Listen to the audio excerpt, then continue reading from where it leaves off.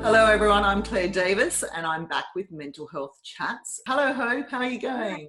I'm good, thanks. How are you? I'm very well, thank you. This is part of our wider series. Find the full interview in the playlist for this series. Can you give everybody who's listening or watching some tips on how did you manage to get to this stage of recovery? Yeah, really good question.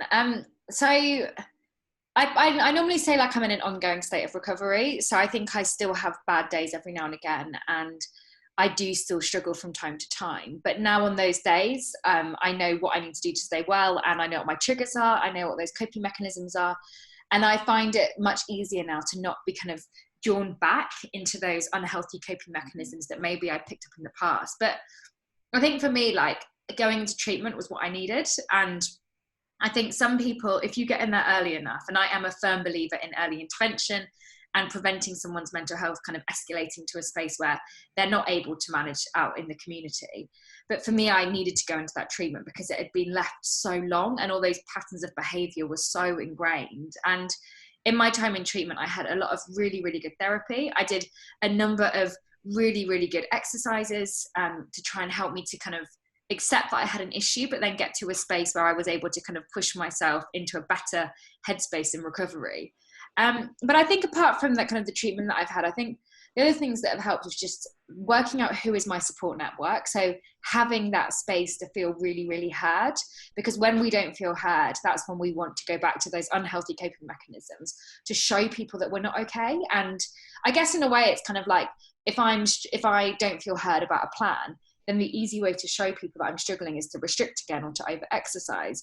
But where I'm at now is I would never do that. I'd have to try and be really, really vocal in explaining, actually, this is the issue.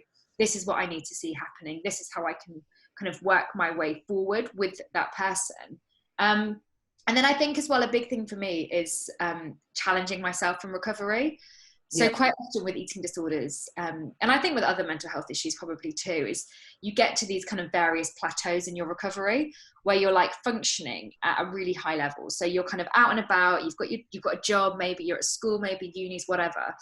And you're functioning at that level where actually the kind of illness isn't really dominating you, but it is still having that impact on your life. So it's stopping you kind of living your life kind of as full as you could be living it if you were in this better space in recovery. And I know for me, like actually I realized this about 4 years ago, that it was still dominating some of my thinking, whether that was kind of going out for dinner and not always getting what I wanted off a menu, or when I was in Sainsbury's, I might be like, oh, I quite fancy some chocolate. Oh no, but my brain doesn't want me to have it. And so I made this like massive effort to actually start to really, really challenge it and really kind of push it and battle it. And yes, it felt uncomfortable, but the more we challenge it and the more we push it, I think the easier it gets. And whilst I am in this ongoing state of recovery, I do really believe that actually, if you get to the root cause of what the issue is, and if you work out what has caused the eating disorder, and if you work through all of that and you take that time to really invest in yourself, then actually you can get to a state where you can fully recover. And